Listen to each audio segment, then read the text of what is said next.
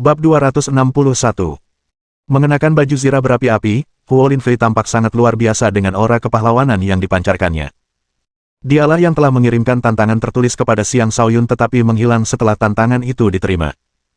Namun sekarang, dia melangkah maju karena dia telah mengetahui bahwa Xiang Shaoyun bukanlah orang yang telah menembus alam langit. Bahkan, ketika dia mengetahui hal itu, dia telah memarahi pengawas karena telah mempermalukan dirinya sendiri ketika melarikan diri dari pertempuran. Dia ingin menyelesaikan tantangan yang telah dia berikan kepada Xiang Shaoyun sekarang. Meskipun Huo Linfei tidak sekuat si bocah petir, hanya ada sedikit perbedaan di antara keduanya. Jika si bocah petir mengirim Huo Linfei untuk melawan Xiang Shaoyun, bisa dikatakan dia sudah menganggap lawannya serius. Huo Linfei menunjuk Xiang Shaoyun dengan pedangnya dan berteriak, "Xiang Shaoyun, ayo lawan aku kalau kau berani." Xiang Shaoyun melirik Huo Linfei sebelum tertawa terbahak-bahak, hahaha. Tawa Xiang Shaoyun dipenuhi dengan penghinaan, membuat Huo Linfei merasa sangat terhina. Dia berkata, "Apa yang kau tertawa? Apakah kau takut bertarung denganku? Siapa yang penakut di sini? Apa kau tidak ingat kau melarikan diri setelah memberiku tantangan tertulis? Dan kau berani-beraninya bicara tentang seseorang yang takut di sini? Apa kau tidak merasa malu?" teriak Xiang Shaoyun sambil balas menatap Huo Linfei. Semua orang menatap Huo Linfei dengan takjub. Jelas, ini adalah pertama kalinya banyak dari mereka mendengar cerita itu. Tatapan itu terasa seperti tamparan di wajah Huo Linfei. Dia menguatkan diri dan menjawab, "Karena akulah yang memberikan tantangan tertulis itu kepadamu, bagaimana mungkin aku takut padamu? Kalau begitu, mari kita bertarung hari ini. Aku akan membunuhmu sebelum negeri mata air jiwa terbuka. Kenapa aku harus melawanmu? Apa kau bodoh?" tanya Xiang Shaoyun. Semua orang terdiam, sama sekali tidak menyangka akan mendapat respons seperti itu. Huo Linfei menggeram. "Ulangi lagi kalau kau berani." "Tentu saja. Kau benar-benar idiot. Negeri mata air jiwa akan segera dibuka, tetapi alih-alih menyimpan kekuatan untuk bertarung memperebutkan mata air jiwa, kau malah menantangku. Orang luar akan mengira kita musuh bebuyutan atau semacamnya. Sebenarnya, terlepas dari hasilnya, kau tetap akan menderita akibat pertempuran kita. Apakah kau masih punya kesempatan untuk mendapatkan mata air jiwa saat itu? Tanyakan pada dirimu sendiri, apakah kau bodoh? Kau dimanfaatkan seperti alat tanpa menyadarinya," kata Xiang Shaoyun dengan nada jijik yang tak tertandingi dalam suaranya. Ekspresi Huo Linfei berubah beberapa kali saat mendengarkan kata-kata itu. Penjaga di samping Xi Jingyun berkata, "Wakil ketua aliansi, jangan dengarkan kebohongannya." Dia mencoba menabur perselisihan. Xiang Shaoyun menunjuk ke arah penjaga itu dan berkata, "Kau keluarlah. Mari kita mengobrol." "Aku tidak punya apa-apa untuk kukatakan padamu," jawab sang wali. Penjaga ini adalah salah satu dari 4 penjaga agung aliansi petir, Luo Wen. "Aku menantangmu," kata Xiang Shaoyun. Kenapa kau menantangku?" "Wakil ketua aliansi yang menantangmu," kata Luo Wen dengan wajah ketakutan. Luo Wen memiliki kekuatan yang mirip dengan Qiu Chonglei. Karena Qiu Chonglei telah menderita kekalahan yang begitu telak di tangan orang ini, dia jelas bukan tandingan. "Jadi, aku akan melawanmu dulu. Jika aku kalah, tentu saja aku tidak bisa lagi melawan wakil pemimpin aliansimu. Tapi jika aku menang secara kebetulan, belum terlambat bagiku untuk melawan wakil pemimpin aliansimu nanti." "Kenapa? Apa kau tidak mau mengerahkan sebagian kekuatanku untuk wakil pemimpin aliansimu? Apakah kau begitu tidak menghormati wakil pemimpin aliansimu?" kata Xiang Shaoyun. Kata-kata tajamnya membuat Luo Wen terdiam. Xi Jingyun terpaksa menyela, "Xiang Shaoyun, aku harus mengakui kau pandai bicara. Kuharap kau bisa terus bersikap sombong seperti ini. Ayo kita pergi. Kita tidak bisa membiarkan orang luar menertawakan pavilion tepi awan dengan bertengkar di antara kita sendiri. Lagi pula, aku hanya di sini untuk melihat apakah Xiang Shaoyun orang yang berani." Dan dia tidak mengecewakan. Xi Jingyun kemudian berbalik dan pergi. Orang-orang aliansi petir lainnya pun segera mengikutinya. Namun Huo Linfei ragu-ragu. Akhirnya ia menatap Xiang Shaoyun dalam-dalam sebelum menyatakan, "Kita akan bertarung cepat atau lambat." Xiang Shaoyun mengangkat bahu acuh tak acuh. Setelah aliansi petir pergi, Hua Hongluo menatap Xiang Shaoyun dengan senyum mempesona di wajahnya. "Hei, kenapa kau menatapku seperti itu? Jangan bilang kau terpikat oleh pesonaku," tanya Xiang Shaoyun dengan nada narsis. "Ya, aku benar-benar terpikat padamu," kata Hua Hongluo sambil mengedipkan matanya yang besar. "Tentu, kau boleh menghangatkan tempat tidurku malam ini. Meskipun kita tidak punya tempat tidur di sini, ya, rumput ada di mana-mana." "Mungkin kita bisa," kata Xiang Shaoyun sambil tersenyum mesum. "Kau sungguh tidak tahu malu," kata Hua Hongluo. "Terima kasih atas pujiannya," kata Xiang Shaoyun. Sudah cukup main-mainnya. Meskipun upaya Xiang Shaoyun untuk menabur perpecahan telah gagal, pasti akan ada beberapa keretakan di barisan mereka sekarang, kata Li Yaxuan sambil menatap Xiang Shaoyun dengan kagum. Tidak, itu tidak akan semudah itu. Kekuatan tetap yang terpenting, kata Chen Zilong. Tapi si bocah petir benar dalam satu hal. Kita tidak bisa membiarkan orang luar meremehkan kita. Sekte Pedang Seribu dan Perkumpulan Darah Iblis, yang terkuat di antara mereka, memiliki para jenius yang sangat menakutkan. Kita harus bersatu melawan pihak luar. Kita tidak bisa terus bertengkar di antara kita sendiri untuk saat ini, kata Hua Honglou. Yah, kalau tidak ada yang memprovokasi saya juga tidak akan repot-repot membuat masalah untuk orang lain, kata Xiang Shaoyun dengan acuh tak acuh. Baiklah. Mari kita bicarakan langkah kita selanjutnya, kata Hua Honglou. Kemudian mereka mulai menyusun rencana mereka. Karena Xiang Shaoyun bukan anggota Red House, dia ingin menjauh dari diskusi tersebut. Tetapi Hua Honglou berbicara sebelum dia bisa pergi, karena kau telah menyentuh dadaku, kau harus bertanggung jawab atas diriku. Hal itu memaksa Xiang Shaoyun untuk tetap tinggal tanpa daya. Sejujurnya, ketika memasuki ruang unik seperti negeri mata air jiwa, seseorang harus bertindak sesuai dengan keadaan yang selalu berubah. Tidak ada rencana yang akan membantu. Tetapi Rumah Merah tampaknya cukup cakap karena sebagian besar rencana yang mereka buat ditujukan untuk segala kemungkinan keadaan yang tidak terduga. Para petinggi di Red House sangat loyal kepada Hua Honglou. Mereka akan mengingat setiap kata-katanya dan melaksanakan perintahnya dengan serius. Xiang Shaoyun bahkan merasa bahwa jika Hua Honglou adalah seorang pria, dia pasti akan memiliki daya mobilisasi yang jauh lebih besar, membentuk faksi yang jauh lebih kuat daripada aliansi petir. Namun, membicarakan kemungkinan-kemungkinan yang tidak pasti itu tidak ada gunanya. Xiang Shaoyun, kau bukan anggota Red House. Tapi aku tetap berharap kau bisa membantu kami dan memberikan bantuan saat dibutuhkan, kata Hua Honglou ketika ia berduaan dengan Xiang Shaoyun. Apa keuntungan yang akan saya dapatkan? Tanya Xiang Shaoyun. Kalau mau, kamu bisa meraba bagian tubuh lain, kata Hua Honglou. Haha, cepat atau lambat kau akan menjadi pelayan penghangat ranjangku. Aku tidak tertarik dengan imbalan itu, kata Xiang Shaoyun.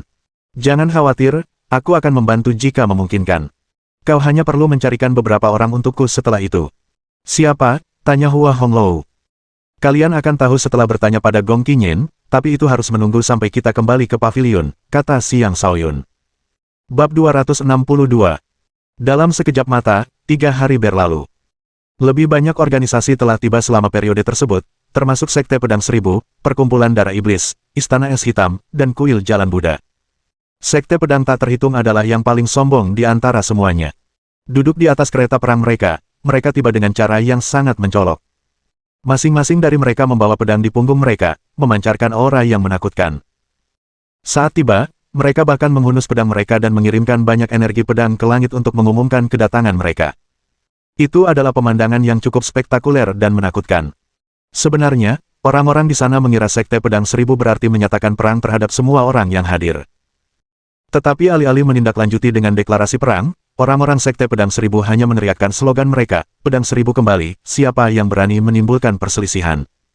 Dengan mantra itu, semua pedang tampak beresonansi dengannya dan mulai bergerak, seolah-olah mereka akan meninggalkan tuan mereka masing-masing. Harus diakui bahwa Sekte Pedang tak terhitung jumlahnya memang sangat mumpuni. Sekte Pedang Seribu selalu berfokus pada kultivasi pedang. Setiap anggotanya adalah ahli dalam ilmu pedang. Menurut Hua Honglou, di antara generasi muda Sekte Pedang Seribu, salah satu dari mereka telah memahami niat pedang. Dia adalah Wu Longfei, juga dikenal sebagai pedang surgawi terbang. Ia dikabarkan sebagai pendekar pedang nomor 1 di generasinya. Perkumpulan Darah Iblis juga membuat keributan saat mereka tiba. Alih-alih tiba dengan kereta perang, mereka semua menunggangi sejumlah besar kelelawar Darah Iblis. Sejumlah besar kelelawar itu memenuhi langit, memenuhi area tersebut dengan raungan binatang yang menakutkan. Kelelawar Darah Iblis adalah makhluk iblis jahat yang memakan darah dan seharusnya bukan makhluk yang bisa dijinakkan. Perkumpulan Darah Iblis telah menggunakan teknik Darah Iblis untuk membentuk semacam resonansi dengan kelelawar Darah Iblis, mengubah mereka menjadi teman mereka. Dari situ saja, sudah jelas bahwa tidak ada orang baik di dalam Perkumpulan Darah Iblis. Bahkan, ini adalah organisasi yang sengaja dijauhi oleh kebanyakan orang. Setiap anggota Perkumpulan Darah Iblis mengenakan jubah hitam dan memancarkan aura jahat penuh nafsu darah setiap saat, yang membuat mereka terlihat sangat sulit didekati. Demikian pula, mereka juga memiliki beberapa ahli luar biasa di antara generasi muda mereka. Salah satunya adalah seorang wanita yang dikenal sebagai Peri Iblis, seorang jenius yang sangat menakjubkan yang telah membunuh seorang raja ketika dia masih seorang kultivator alam transformasi tingkat 8. Dia jelas juga seseorang dengan potensi yang menakutkan. Adapun Istana Es Hitam, Kuil Jalan Buddha, dan Akademi Seribu Hutan, ketiga organisasi ini memiliki kekuatan yang serupa dengan Paviliun Tepi Awan. Ketiganya juga memiliki jenius luar biasa masing-masing, dari Black Frost, Qiang Hanchen, dari Istana Es Hitam, Moha Cicada, dari Kuil Jalan Buddha, Wu Qi, dan dari Akademi Seribu Hutan, Tuan Muda Playboy Lin Zihan. Mereka semua adalah jenius muda yang sebanding dengan si bocah petir. Selain orang-orang ini, ada juga banyak ahli muda di sekitar yang tidak jauh lebih lemah dari mereka. Ada juga para jenius tersembunyi dari berbagai organisasi yang hanya akan mengungkapkan diri mereka selama pertarungan sesungguhnya. Xiang Shaoyun sebenarnya tidak terlalu peduli dengan orang-orang ini, tetapi karena Hua Honglou telah mengumpulkan semua informasi ini dan memberitahu semua temannya, dia pun ikut diberitahu. Bukan berarti dia menganggap semua orang lebih rendah darinya. Tetapi dia yakin bisa mengalahkan siapapun di alam transformasi dan di bawahnya. Hanya mereka yang mencapai alam Sky Soar yang akan mampu mengancamnya. Akhirnya, tanah mata air jiwa mulai terbuka. Lingkungan di sekitar gunung tiba-tiba mulai berubah, dan gumpalan cahaya tembus pandang muncul begitu saja. Untaian kekuatan tak berwujud mulai menyebar ke seluruh area. Untaian kekuatan tak berwujud itu memberikan sensasi aneh, karena tidak terasa seperti energi astral biasa. Sebaliknya, terasa lebih seperti semacam energi terlarang. Kerumunan menjadi panik saat semua orang bergegas menuju gumpalan cahaya itu. Negeri mata air jiwa telah dibuka. Serang, semuanya. Terobosanku menuju alam raja sudah dekat. Kali ini, aku akan mendapatkan mata air jiwa dan memasuki alam langit melayang. Pergi sana. Menghalangi jalanku dan matilah. Kau mau buru-buru mati atau bagaimana? Negeri mata air jiwa akan tetap buka selama sebulan. Apa yang membuatmu terburu-buru? Ah! Ketika orang-orang itu menyentuh pintu berkilau yang baru saja terbentuk, banyak dari mereka langsung meratap dengan pilu, dan darah menyembur. Sekelompok idiot. Itu pintu terlarang. Tanpa kekuatan yang cukup, jangan pernah bermimpi untuk melewatinya, ejek seseorang. Benar sekali. Pintu cahaya adalah keberadaan unik yang mencegah orang lemah bahkan untuk melewatinya. Bahkan, mereka yang terlalu lemah untuk masuk akan menderita serangan balik dari pintu tersebut. Itulah juga mengapa hanya murid alam transformasi tingkat lanjut yang dikirim ke sini oleh Paviliun Tepi Awan. Mereka sudah lama mengetahui tentang pintu itu. Sekte Pedang Tak Terhitung, Perkumpulan Darah Iblis, Kuil Jalan Buddha, Istana Es Hitam, dan Akademi Seribu Hutan tentu saja juga menyadari hal yang sama. Alih-alih menyerbu dengan membabi buta, para murid dari organisasi-organisasi ini masuk dengan tertib. Ketika mereka mendekati pintu, para kultivator yang tidak berafiliasi yang menghalangi jalan terpaksa minggir dan membiarkan mereka masuk terlebih dahulu. Organisasi-organisasi besar ini jelas telah datang dengan persiapan matang. Semua murid mereka cukup kuat untuk melewati pintu itu, dan tidak satu pun dari mereka yang gagal melewatinya. Ketika Xiang Shaoyun melangkah melewati pintu, dia merasakan bahwa daya hancur yang terkandung di dalam pintu itu memiliki kekuatan seorang kultivator alam transformasi tingkat 7. Mereka yang berada di bawah alam itu atau dengan kemampuan bertarung yang lebih buruk tidak akan mampu menembus pintu tersebut. Saat melangkah melewati pintu, dia merasakan kekuatan tajam melesat langsung ke arahnya. Dia sepenuhnya fokus pada pintu dan terkejut. Dia tidak menyangka akan ada serangan mendadak saat ini, dan kekuatan serangannya benar-benar melampaui alam transformasi. Itu adalah seorang raja yang menyerangnya secara tiba-tiba. Serangan itu datang terlalu tiba-tiba, dan dia tidak punya harapan untuk membela diri. Gemuruh. Gemuruh. Serangan itu mengenai sasaran, menyebabkan serangkaian ledakan keras yang menyebar hingga ke orang-orang di sekitarnya. Xiang Shaoyun, Hua Honglou dan Li Yaxuan berteriak ketakutan. Sayangnya, keduanya sudah terlanjur masuk dan hanya bisa menyaksikan Xiang Shaoyun diserang.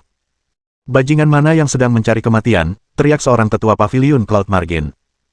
Tetua itu ingin menyerang seseorang, tetapi si penyergap segera mundur, tidak memberi siapapun kesempatan untuk menangkapnya. Raja yang menyergap bergerak cepat dan sudah jauh dalam sekejap. Kemungkinan besar dia telah mengolah kekuatan angin. Orang tua itu ingin mengejar, tetapi dihentikan oleh seseorang yang berkata, "Jangan pergi. Hati-hati, jangan-jangan ini hanya umpan." Yang berbicara adalah tetua lainnya, He Luo. Dan dengan interupsi He Luo, si penyergapan menghilang. "Tetua He, apakah kita akan menerima begitu saja ini? Bagaimana orang lain akan memandang kita?" tanya tetua itu dengan kesal. "Mana yang lebih penting? Bagaimana orang lain memandang kita atau nyawa murid-murid kita yang lain? Bagaimanapun, bukan berarti anak itu pasti mati," kata He Luo. Namun dalam hati, ia berpikir, bahkan jika anak itu tidak mati, kemungkinan besar ia terluka parah. Jika ia bisa bertahan hidup dengan luka-luka seperti itu, aku akan menulis namaku terbalik mulai sekarang. Tetua yang lain ingin terus berdebat tetapi kehabisan kata-kata. Adapun organisasi-organisasi lain, mereka masih sibuk melewati pintu, dan mereka sama sekali mengabaikan paviliun Cloud Margin. Bab 263. Di ambang pintu terlarang, Xiang Shaoyun terbatuk-batuk mengeluarkan seteguk darah sebelum ambruk ke tanah. Wajahnya langsung pucat, dan jelas terlihat bahwa ia mengalami luka parah. Meskipun begitu, ia mampu melewati pintu menuju ruang yang berbeda. Setelah berhasil melewati rintangan, tanpa repot-repot mengamati sekitarnya, ia menyeret tubuhnya yang terluka parah dan mulai melarikan diri. Dengan banyak darah yang mengalir deras dari tubuhnya, ia tampak dalam kondisi yang mengerikan. Xiang Shaoyun, apa kabar? Jangan lari, seru Hua Honglou dengan cemas. Namun, tepat ketika dia hendak mengejar Xiang Shaoyun bersama anggota Red House, mereka dihalangi oleh Zi Jingyun dan anak buahnya. Zi Jingyun tersenyum. Adik Hua, apakah kamu tertarik bergabung dengan kami? Minggir dari jalanku, raungan Hua Honglou seperti singa betina yang mengamuk. Ada apa denganmu, adikku? Kenapa kau begitu marah? Apa kau ingin kakakmu membantumu melampiaskan amarahmu? Kata Zi Jingyun dengan senyum cerah di wajahnya. Hua Honglou tidak membuang waktu untuk berbicara dan langsung menyerang. Bergerak secepat kilat, Zi Jingyun menghindari serangan itu sebelum tersenyum dan berkata, sepertinya adik Hua menyimpan banyak permusuhan terhadapku. Baiklah, kita akan berpisah. Kemudian dia pergi, membawa serta orang-orang dari aliansi petir. Hua Honglou sangat kesal, tetapi dia tidak berani memulai perang dengan aliansi petir saat ini. Karena itu, dia hanya bisa menghentakkan kakinya karena marah. Ketua DPR, apakah kita akan mengejar Xiang Shaoyun? Aku melihat Luo Wen mengejarnya bersama sekelompok orang, tanya Li Yaxuan. Hua Honglou mengerutkan kening. Orang itu terlalu gegabah. Aku tadinya berencana meminta bantuannya, tapi sepertinya itu tidak akan terjadi lagi. Lupakan saja dia. Kita harus fokus mencari mata air jiwa.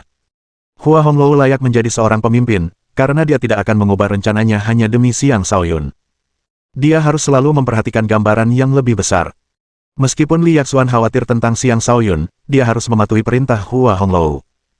Di samping Li Yaxuan, Chen Zilong tersenyum dan berkata, jangan khawatir, saudari Xuan. Orang itu akan selamat. Li Yaxuan menatap Chen Zilong dengan takjub. Ketika dia melihat kepercayaan diri di matanya, dia sepertinya juga memahami sesuatu. Sebenarnya, Xiang Shaoyun tidak pergi jauh dari mereka. Dia berhenti di area yang dipenuhi bebatuan, tampak seperti dia tidak lagi mampu melarikan diri. Haha, lari. Kenapa kau tidak terus berlari? Tawa terdengar di belakangnya. Selanjutnya, beberapa siluet muncul dalam pandangan Xiang Shaoyun. Para pendatang baru itu adalah beberapa anggota aliansi petir yang dipimpin oleh Luo Wen. Murid Long Hui, Zuo Yi, juga bersama mereka. Jelas, kelompok ini datang untuk mengincar kepala Xiang Shaoyun. Apakah kau di sini untuk menginjak seseorang yang sudah jatuh? Tanya Xiang Shaoyun, mengucapkan kata-kata itu dengan susah payah. Kenapa menanyakan pertanyaan yang jawabannya sudah kau ketahui? Kau menantangku tadi, kan? Bagus, sekarang aku beri kau kesempatan untuk menantang kami, kata Luo Wen sambil tertawa terbahak-bahak. Tidak tahu malu. Xiang Shaoyun meludah. Pergi. Aku benar-benar tidak ingin membuang waktu dengan kalian untuk ini. Xiang Shaoyun, kau bodoh atau bagaimana? Kau masih mengatakan itu meskipun sedang terluka, omelan Zuo Yi. Hehe, kau hanya akan diberi satu kesempatan untuk pergi, ejek Xiang Shaoyun. Zuo Yi, jangan buang-buang waktu lagi untuknya. Kau sudah lama ingin membunuhnya, kan? Sekarang kau punya kesempatan untuk melakukannya. Pergilah dan bunuh dia, perintah Luo Wen. Terima kasih, penjaga Luo, jawab Zuo Yi sebelum dia berteriak pada Xiang Shaoyun, mati. Dia melancarkan serangan langsung ke kepala Xiang Shaoyun, tanpa menunjukkan belas kasihan sedikitpun. Zuo Yi sangat membenci Xiang Shaoyun. Jika bukan karena Xiang Shaoyun ini, dia tidak akan diusir oleh tuannya. Tiba-tiba, Xiang Shaoyun bergerak. Xiang Shaoyun yang sekarat tiba-tiba menerkam ke depan seperti macan tutul dan mengirimkan cakar berapi ke tenggorokan Zuo Yi sebelum serangan Zuo Yi tiba. Satu-satunya sensasi yang dirasakan Zuo Yi adalah rasa dingin di lehernya. Kemudian, dia kehilangan semua kesadarannya dan roboh terlentang. Luo Wen dan yang lainnya sangat terkejut. Sebelum mereka dapat bereaksi, Xiang Shaoyun telah berubah menjadi hantu yang mencakar mereka dengan ganas. Sebelum mereka sempat mengerti apa yang sedang terjadi, seluruh organ vital mereka telah diiris. Darah berhamburan kemana-mana sementara ratapan pilu memenuhi udara. Beberapa dari mereka meninggal seketika, mata mereka terbuka lebar penuh kemarahan bahkan saat kematian. Sedangkan Luo Wen, ia hanya bisa memegangi dadanya sambil menatap Xiang Shaoyun. Kau, bagaimana? Kau baik-baik saja. Kau baru menyadarinya sekarang. Sayangnya, aku hanya mampu memancing beberapa udang kecil seperti kalian. Seandainya si bocah petir memutuskan untuk datang sendiri, itu akan sangat bagus. Aku bisa langsung menghabisinya di sini untuk menyingkirkan semua masalah di masa depan, kata Xiang Shaoyun. Luo Wen menyadari bahwa dia telah ditipu. Tanpa membuang waktu, dia berbalik untuk melarikan diri. Namun, dia baru melangkah beberapa langkah sebelum roboh dengan wajah menempel di tanah. Genangan darah terbentuk di bawahnya. Ini baru hidangan pembuka, kata Xiang Shaoyun dingin sebelum menghilang di antara bebatuan. Dia telah diserang secara tiba-tiba oleh seorang raja. Lalu, mengapa dia baik-baik saja? Sebenarnya, ketika raja menyerangnya secara tiba-tiba, pintu cahaya terlarang tiba-tiba bereaksi dan menetralkan lebih dari setengah kekuatan serangan tersebut. Tepatnya, pintu itu telah secara paksa menekan serangan tersebut hingga ke tingkat kekuatan kultivator alam transformasi. Karena itu, kerusakan yang diderita Xiang Shaoyun sangat berkurang, memungkinkannya untuk menahan serangan dengan aman. Begitulah cara Xiang Shaoyun lolos dengan luka ringan. Adapun penampakan dirinya melarikan diri dengan luka parah, itu adalah sesuatu yang dia pura-pura lakukan untuk memancing beberapa musuhnya keluar. Dia percaya bahwa si bocah petirlah yang akan datang. Jika si bocah petir benar-benar ingin membunuhnya, dia tidak keberatan membunuh si bocah petir. Namun, targetnya tampaknya meremehkannya, atau mungkin targetnya tidak mau repot-repot memburu seseorang yang terluka parah. Karena itu, hanya Luo Wen, Zuo Yi, dan beberapa orang lainnya yang dikirim. Xiang Shaoyun sudah memberi mereka kesempatan untuk pergi, tetapi karena mereka tidak tertarik dengan tawaran itu, mereka tidak bisa menyalahkannya karena bersikap tanpa ampun. Tidak lama setelah Xiang Shaoyun pergi, beberapa siluet kekar dengan bulu di sekujur tubuh mereka muncul. Para pendatang baru itu tampak seperti manusia, bahkan wajah mereka pun terlihat seperti manusia. Namun, mereka tampak jelek dibandingkan manusia dan terlihat seperti manusia gua dengan gada tulang yang mereka pegang di tangan mereka. Mereka adalah para kanibal yang tinggal di tanah mata air jiwa. Para kanibal mengambil mayat orang-orang yang dibunuh oleh Xiang Shaoyun dan mulai mencabik-cabik mayat-mayat itu sebelum memakannya. Pemandangan itu sangat berdarah dan menjijikkan. Pada saat itu, sekelompok orang lain tiba. Pemandangan para kanibal yang memakan daging manusia membuat mereka sangat ketakutan hingga pucat pasi. Orang-orang yang penakut di antara mereka bahkan mulai muntah di tempat. Pergi sekarang juga. Mereka adalah para kanibal, teriak seseorang dengan panik. Tak seorang pun dari mereka berani tinggal, dan mereka semua melarikan diri dengan tidak tertib. Bab 264. Negeri mata air jiwa terbagi menjadi beberapa wilayah untuk berbagai ras yang tinggal di sana, seperti kanibal, binatang buas iblis, dan rune hantu. Dari ketiganya, rune hantu menduduki wilayah terbesar. Di wilayah merekalah mata air jiwa biasanya muncul. Berkat upaya orang-orang sebelumnya, banyak manusia memiliki peta tempat ini. Akibatnya, banyak dari mereka langsung bergegas ke wilayah rune hantu setelah memasukinya. Sebaliknya, wilayah para kanibal dan binatang buas iblis jauh lebih damai. Saat ini, Xiang Shaoyun telah muncul di wilayah para kanibal. Dia sedang menuju ke sana setelah membunuh kelompok Luo Wen. Itu adalah daerah yang sangat terpencil yang dipenuhi bebatuan dan pegunungan dengan bentuk yang aneh. Sesekali, angin dingin dan menyeramkan bertiup, membuat daerah itu tampak semakin terpencil. Xiang Shaoyun sibuk mondar-mandir di sekitar area tersebut, tampaknya sedang mencari sesuatu. Seharusnya ada banyak barang berharga di wilayah kanibal juga. Kudengar seseorang pernah menemukan tambang kristal roh di sini. Ada juga yang menemukan jantung batu bumi di sini. Semua itu adalah harta karun, terutama jantung batu bumi yang dapat melipat gandakan kekuatan pertahanan seseorang yang mengolah kekuatan bumi. Sekarang aku akan mengolah 9 kekuatan berbeda. Aku perlu mengumpulkan banyak kekuatan unik yang berbeda untuk menciptakan fisik pertempuran terkuat yang mungkin, pikir Xiang Shaoyun sambil berjalan-jalan. Jantung batu bumi adalah target utamanya di wilayah kanibal. Itu adalah harta spiritual yang sangat langka. Mirip dengan api inti bumi milenium, itu adalah sesuatu yang dapat membantu manusia menjadi lebih kuat. Namun, tidak mudah untuk menemukan jantung batu bumi. Dia harus perlahan-lahan mencari dengan sabar. Lokasi yang paling mungkin dari jantung batu bumi adalah wilayah kanibal. Ada juga kemungkinan bahwa para kanibal telah lama menyembunyikannya. Memperolehnya tidak akan mudah, dan Xiang Shaoyun harus siap mempertaruhkan nyawanya untuk itu. Para kanibal adalah makhluk yang sangat ganas dengan kemampuan bertarung yang luar biasa dan fisik yang bahkan lebih menakutkan daripada binatang buas iblis. Jika Xiang Shaoyun bertemu mereka, keadaan akan menjadi sangat merepotkan. Untungnya, dengan domain jiwa neternya, dia mampu merasakan segala sesuatu di sekitarnya dengan jelas. Tidak ada yang bisa bersembunyi darinya. Namun, bahkan dengan deteksi 360 derajat, beberapa bahaya akan datang dalam bentuk yang tidak pernah dia duga. Contoh yang bagus adalah apa yang sedang terjadi saat ini. Dia baru saja melewati semak-semak ketika, Tiba-tiba, beberapa sulur hijau menjulur dan melilit tubuhnya. Sulur-sulur itu datang tanpa suara dan sangat sulit untuk dilawan. Hosh! Hosh! Dalam sekejap mata, Xiang Shaoyun telah diikat.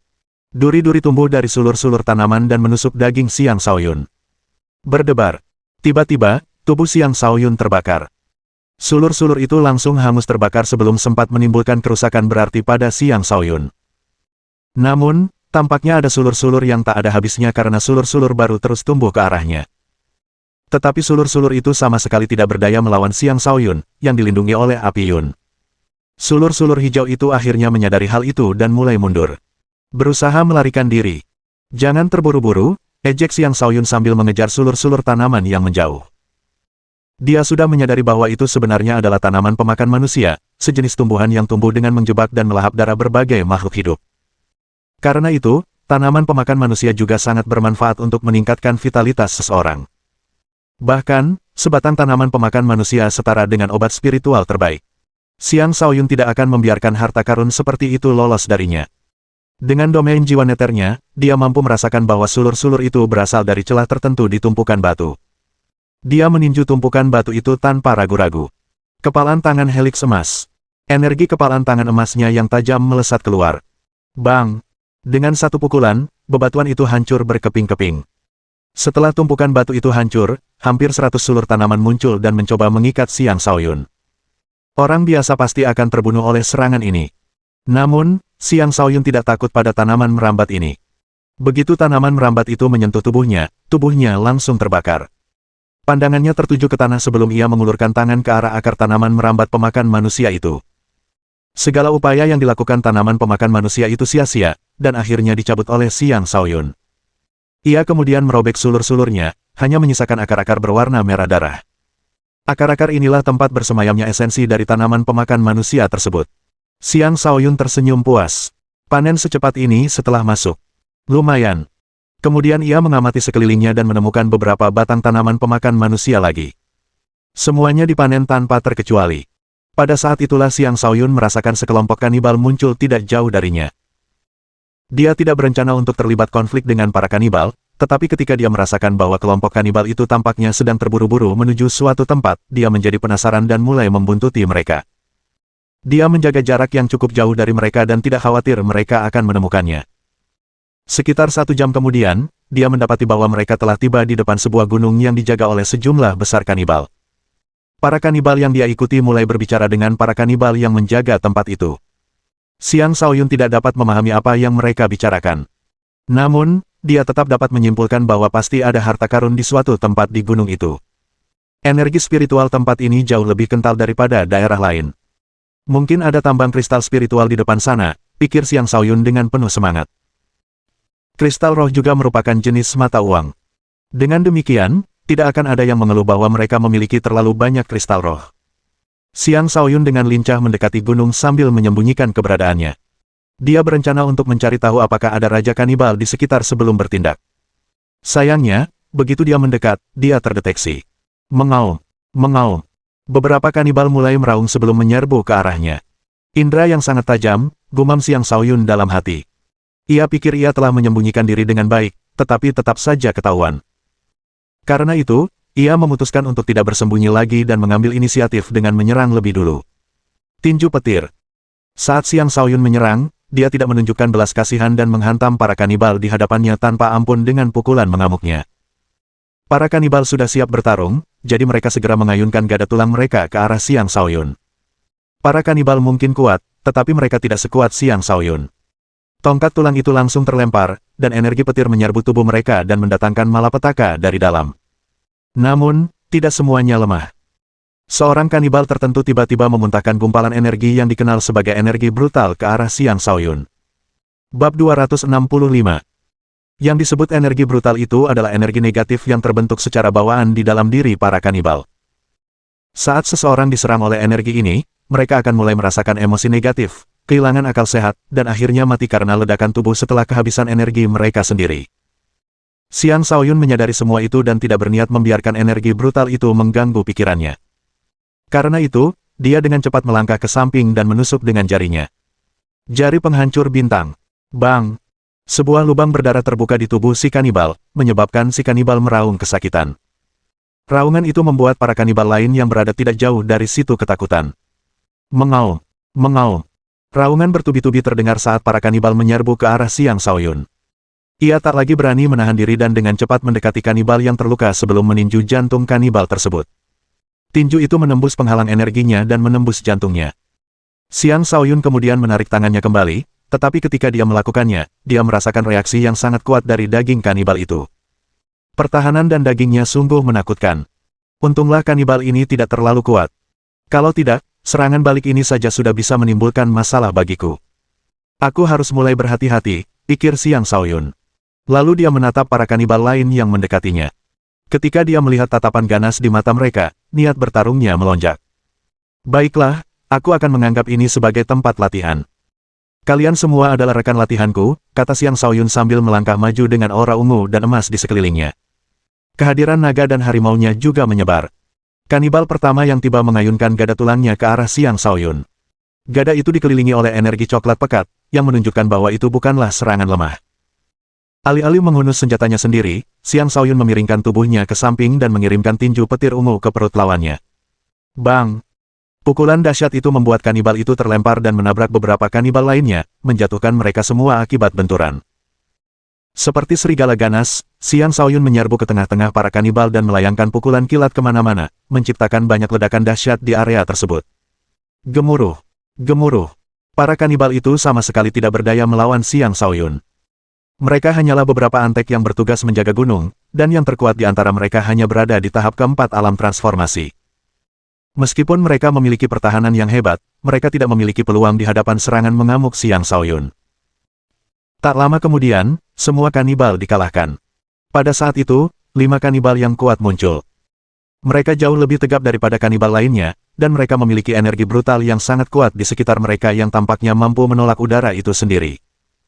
Dalam bahasa kanibal, pemimpin kanibal itu berkata, manusia ini sangat kuat.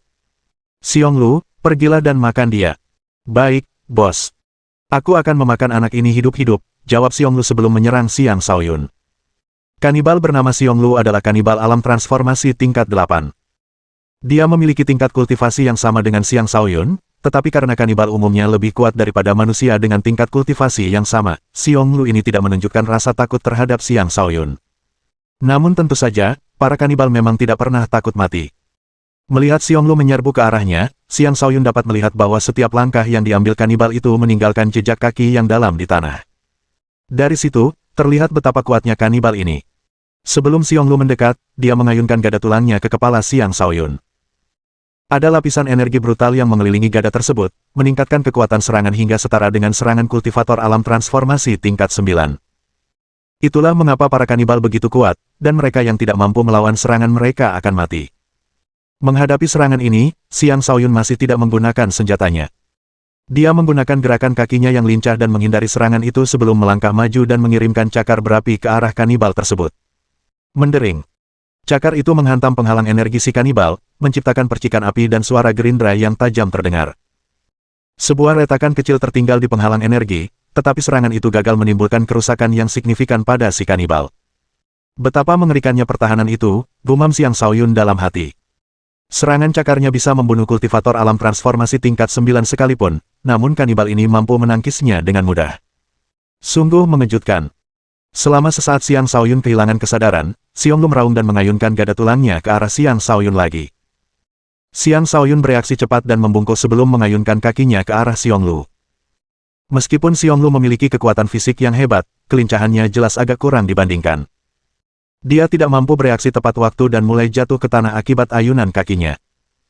Saat Xiong Lu terjatuh ke tanah, Xiang Shaoyun menusuknya dengan jari yang dialiri kekuatan api Yun. Serangan itu langsung menembus pertahanan Xiong Lu dan memasuki tubuhnya. Serangan api itu menyebabkan Xiong Lu merintih kesakitan.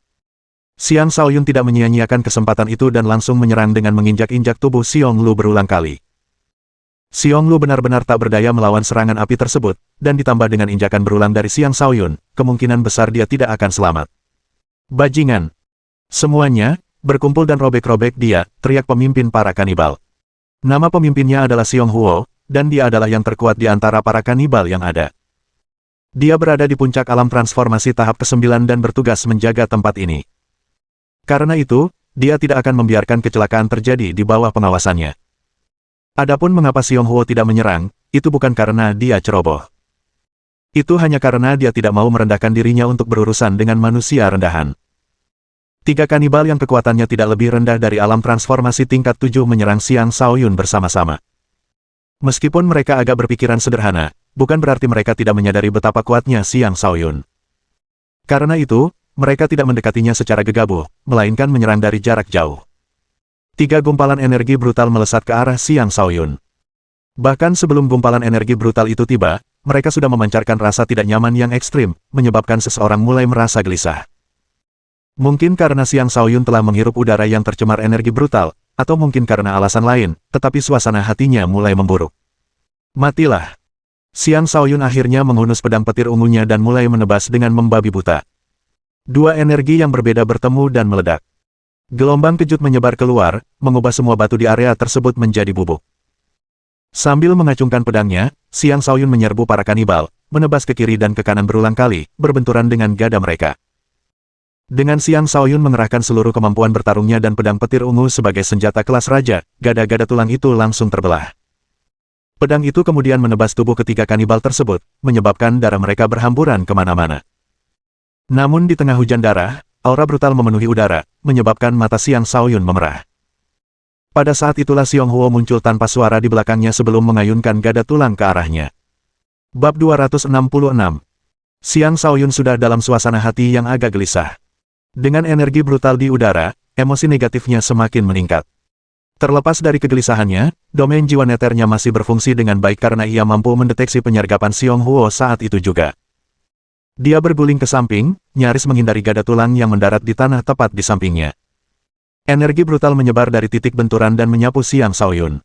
Itu saja sudah cukup untuk menyebabkannya kesakitan hebat. Xiong Huo adalah ahli alam transformasi tingkat 9. Keahlian bertarungnya sebanding dengan Raja Perang, dan karena itu dia adalah seseorang yang mampu menimbulkan ancaman bagi Xiang Shaoyun. Setelah gagal menangkis serangan pertama, Xiong Huo terus menyerang. Setiap serangan membawa kekuatan untuk menghancurkan gunung, sementara energi brutal yang keluar sepenuhnya mengelilingi Xiang Shaoyun. Setelah hanya menangkis beberapa serangan, Xiang Shaoyun merasakan lengannya mati rasa karena dampaknya memaksanya mundur. Meskipun terpaksa mundur, Xiang Shaoyun justru semakin bersemangat menghadapi serangan kanibal itu. Serangan-serangan itu bagaikan badai yang tak berkesudahan. Dia mengaktifkan petir ungu bawaannya, dan kehadiran naga serta harimau dalam dirinya melonjak keluar saat dia mulai mengayunkan pedang petir ungunya dengan liar. Pedang petir mengamuk. Pedang petir ungu berbenturan dengan gada tulang berulang kali, menciptakan banyak gelombang kejut yang menyebar di sekitar mereka. Kini setelah Xiang Shaoyun akhirnya memutuskan untuk bertarung dengan serius, Xiong Huo tidak lagi mampu mendapatkan keuntungan apapun darinya. Xiang Shaoyun adalah seseorang yang telah melewati 3 ruangan batas alam raja. Daya ledaknya tidak lebih lemah dari Xiong Huo. Jika bukan karena penghalang energi yang lebih kuat dan kekuatan fisik yang dimiliki Xiong Huo pasti sudah dikalahkan oleh Xiang Shaoyun sejak lama. Namun dalam situasi di mana ia dipaksa untuk terus mundur, ia tidak akan mampu bertahan lama di bawah gempuran Xiang Shaoyun. Akhirnya, jejak ketakutan muncul di wajah Xiong Huo. Ia ingin melarikan diri, tetapi serangan Xiang Shaoyun tak henti-hentinya. Seperti badai petir yang dahsyat, pedangnya menghantam Xiong Huo tanpa henti. Setelah menangkis beberapa serangan lagi, gada tulang Xiong Huo akhirnya patah. Dia bahkan kehilangan salah satu lengannya, darah menyembur darinya seperti air mancur sementara ratapannya yang menyedihkan menggema di udara. Sambil mencengkeram erat lengannya, Xiong Huo cepat-cepat berlari, tetapi kecepatannya sama sekali tidak sebanding dengan Xiang Shaoyun. Bayangan pedang petir ungu memenuhi sekitarnya, bahkan membelah udara. Pertahanan Xiong Huo terkoyak seperti selembar kertas, dan energi petir membakar tubuhnya hingga hangus. Dan yang paling fatal adalah dadanya terbelah oleh pedang petir ungu. Dia tidak bisa lagi menghentikan pendarahannya. Akhirnya, Xiang Shaoyun memberikan pukulan terakhir ke lehernya, memisahkan kepalanya dari tubuhnya. Begitu saja, Xiong Huo, yang setara dengan Raja Perang, tumbang di bawah pedang Xiang Shaoyun. Setelah berurusan dengan para kanibal, Xiang Shaoyun tidak terburu-buru menuju gunung.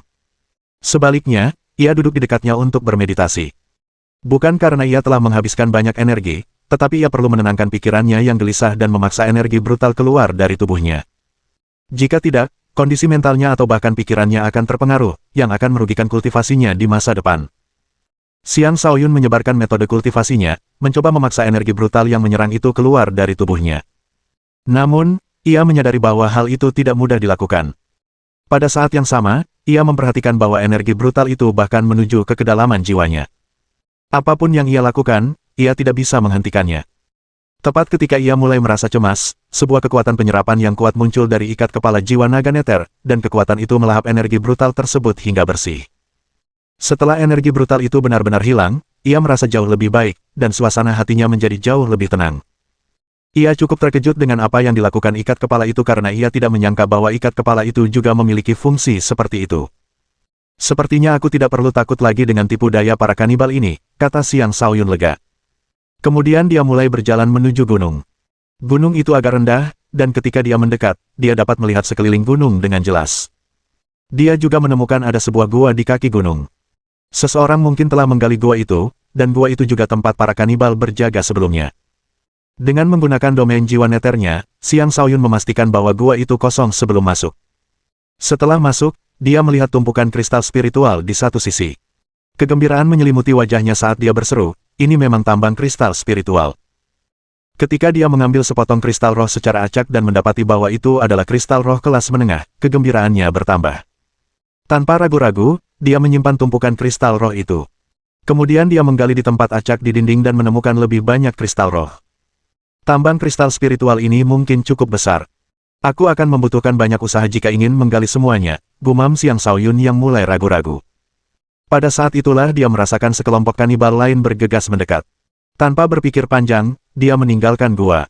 Dia tidak berniat terjebak di dalam, tetapi tepat saat dia hendak pergi, sesosok tegap muncul di hadapannya. Asteris dan tanda pagar, asteris Akeong tanda pagar dan dolar pangkat Akeong. Dia adalah seorang raja kanibal. Begitu muncul, dia menunjuk Xiang Shaoyun dan mulai berbicara dalam bahasa kanibal. Xiang Shaoyun benar-benar bingung. Namun, dia bisa melihat bahwa kanibal ini sangat marah dan hampir menyerang. Dia tidak mau membuang waktu di sini, jadi dia pergi dengan 9 langkah neter milik overlordnya. Manusia, setelah membunuh bawahan-bawahanku, kau tidak akan bisa lolos, geram si kanibal. Raja kanibal mengejar Xiang Shaoyun. Ia bergerak dengan kecepatan sangat tinggi, jelas sangat tidak senang dengan Xiang Shaoyun. Karena Xiang Shaoyun hanya berlari di darat, kecepatannya tidak sebanding dengan Raja kanibal yang terbang di udara. Energi gada tulang turun dari langit dan menghantam ruang di depan Xiang Shaoyun. Jika dia tidak bisa dengan cepat melompat ke samping, hantaman itu akan mengubahnya menjadi daging cincang.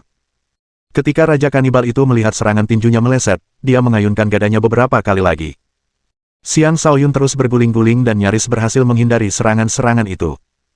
Namun, gelombang kejut dari serangan tersebut tetap menyebabkan seluruh tubuhnya terasa sakit. Dia sekarang yakin bahwa kanibal ini pastilah kanibal tingkat Raja Alam tingkat pertama. Kemampuan bertarung yang ditunjukkan kanibal ini sebanding dengan manusia tingkat Raja Alam tingkat kedua. Sialan, kau pikir aku takut padamu? Ayo, ayo. Mari kita bertarung beberapa ratus ronde, teriak Xiang Shaoyun sambil menghunus pedang petir ungunya dan mengarahkannya ke Raja kanibal itu. Raja kanibal itu kemudian mendarat dan mengayunkan gada tulangnya yang mengerikan ke arah Xiang Shaoyun, melepaskan energi kuning tebal yang menakutkan dan energi brutal ke arahnya. Ini adalah kekuatan yang tidak dapat dibandingkan dengan kanibal alam transformasi. Xiang Shaoyun segera merasakan tekanan berat yang menekannya. Pada saat yang sama, kondisi mentalnya kembali kacau. Di saat krisis, ikat kepala jiwa naga neter bereaksi lagi dan menyerap energi brutal tersebut, mengurangi tekanan yang dialaminya. Kemudian, ia mengangkat pedang petir ungu di atas kepalanya dan menangkis serangan gada tulang yang datang. Mendering. Terkena serangan langsung menyebabkan lengan Xiang Shaoyun mati rasa. Pedang petir ungu hampir terlepas dari tangannya, dan separuh tubuhnya terhempas ke tanah. Jelas sekali betapa menakutkannya kekuatan Raja kanibal ini. Bab 267. Manusia hina, matilah. Raja kanibal itu menghantamkan gada ke Xiang Shaoyun berulang kali dengan kekuatan brutal yang mengerikan, memaksa Xiang Shaoyun untuk bertahan. Seluruh tubuhnya terbentur ke tanah, dan sebuah kawah besar terbentuk di sekitarnya. Debu dan kerikil berterbangan kemana-mana saat gada itu menghancurkan area tersebut. Tekanan hebat itu memberi Xiang Shaoyun sensasi seolah-olah dia telah kembali ke ruang batas alam Raja kedua. Bahkan, serangan Raja kanibal ini memiliki kekuatan yang mirip dengan serangan yang dialaminya di ruang batas kedua. Bagus, inilah tekanan yang kubutuhkan, pikir Xiang Shaoyun. Niat bertarungnya sepenuhnya menyala, dia meraung dan melepaskan petir ungu bawaannya. Dia mulai menebas Raja kanibal dengan pedang petir ungunya, pedangnya meledak dengan kekuatan seperti naga ungu yang meraung, memaksa Raja Kanibal untuk mundur. Petir adalah elemen yang paling dahsyat di antara banyak elemen lainnya, dan dengan kemampuan bertarung Xiang Shaoyun yang setara dengan seorang raja, ia secara alami mampu melepaskan serangan yang cukup dahsyat untuk mengancam bahkan Raja Kanibal setelah menggabungkan kemampuan bertarungnya dengan petir ungu bawaannya. Dengan mundurnya Raja Kanibal, Xiang Shaoyun melompat dari tanah dan melayang ke langit sebelum melepaskan energi pedang yang sangat menakjubkan. Sambaran petir dari langit cerah. Dia langsung menggunakan teknik pamungkasnya tanpa menahan diri sedikitpun. Serangan itu datang seperti sambaran petir tiba-tiba dari langit yang cerah dengan suara gemuruh yang keras dan mengejutkan. Energi pedang itu melesat menembus langit dan tiba di hadapan Raja Kanibal dalam sekejap mata. Gemuruh. Serangan dahsyat itu datang begitu cepat sehingga terasa seperti sambaran petir yang benar-benar muncul dari tanah. Kemampuan bertarung Xiang Shaoyun telah meningkat, dan sekarang, dia akhirnya mampu mengungkapkan sedikit kekuatan sebenarnya dari teknik pedang pembunuh langit 9 penguasa. Setelah melancarkan tebasan, tubuh Xiang Shaoyun mulai jatuh dari langit. Dia tidak menggunakan sayap harimau putih untuk tetap berada di udara karena pengurasan energinya terlalu besar untuk digunakan sembarangan, seperti dalam keadaan ini. Akan jauh lebih baik untuk menyimpan sayap itu untuk saat-saat penting. Bagaimanapun, dia yakin tebasannya cukup untuk melukai Raja Kanibal itu dengan parah. Serangan itu mengenai sasaran dan melukai Raja Kanibal, tetapi lukanya tidak separah yang dibayangkan Xiang Shaoyun. Raja Kanibal telah membentuk beberapa lapisan energi coklat tebal yang melindungi seluruh tubuhnya. Namun, dari darah yang menetes dari mulutnya, masih terlihat bahwa ia telah terluka akibat serangan Xiang Shaoyun. Mata Raja Kanibal itu memerah saat dia berteriak, "Manusia, aku akan mencabik-cabikmu hidup-hidup." Bagi Raja Kanibal yang angkuh dan perkasa, Xiang Shaoyun hanyalah manusia kecil. Namun, justru manusia kecil inilah yang telah melukainya, dan hal itu membuatnya murka. Ia terbang ke arah Xiang Shaoyun dan mengeluarkan raungan dahsyat dari mulutnya. Raungan kanibal. Ini adalah jenis serangan suara yang unik bagi para kanibal, dan serangan ini tidak hanya menargetkan telinga. Setelah Raja Kanibal meraung, penampakan kepala kanibal terbentuk dari energi brutal dan menggigit Xiang Shaoyun. Serangan itu datang tiba-tiba dan tiba di hadapan Xiang Shaoyun dalam sekejap mata. Sementara itu, dia masih terstunet oleh serangan gelombang suara yang tiba-tiba, sehingga kepala kanibal itu menggigitnya. Setelah menggigitnya, kepala kanibal itu larut dan memasuki tubuhnya. Energi brutal itu melepaskan semua emosi negatifnya dan mulai mengacaukan pikirannya. Desir. Sekali lagi, ikat kepala jiwa naga neter bereaksi. Untaian energi menjalar keluar dan melahap energi brutal yang menyerang, menyelamatkan Xiang Shaoyun darinya. Namun, Raja Kanibal telah tiba sebelum dia. "Mati!" teriak Raja Kanibal itu sebelum menghantamkan gada tulangnya ke kepala Xiang Shaoyun. Xiang Shaoyun tampak seperti tidak akan mampu menghindari serangan itu. Jika tongkat itu mengenai kepalanya, kemungkinan besar kepalanya akan hancur berkeping-keping. Ikat kepala jiwa naga neter, keluarlah. Dalam kepanikannya, Xiang Shaoyun melepaskan ikat kepala jiwa naga neter dari kepalanya. Mendering. Tongkat tulang itu menghantam ikat kepala jiwa naga neter, menyebabkan suara nyaring bergema di udara. Ikat kepala jiwa naga neter tidak hanya berhasil memblokir serangan, tetapi benturan tersebut bahkan telah membuat Raja Kanibal itu terpental. Raja Kanibal itu sangat terkejut karena dia tidak menyangka Xiang Shaoyun memiliki harta karun seperti itu. Xiang Shaoyun menghela napas lega sebelum mengangkat kepalanya dan menatap Raja Kanibal itu. Niat membunuh muncul di matanya saat dia berkata, "Itu membuatku sangat takut. Berani-beraninya kau menakutiku seperti itu. Hari ini, kau akan mati." Lalu ia menarik kembali ikat kepala jiwa naga neter sebelum menusuk ke depan berulang kali, melepaskan banyak pancaran energi jari ke arah Raja Kanibal. Jari penghancur bintang tidak akan mampu melukai Raja Kanibal. Ia hanya menggunakan serangan itu untuk memprovokasi Raja Kanibal agar menyerangnya lagi. Para kanibal berpikiran sederhana dan memiliki temperamen buruk.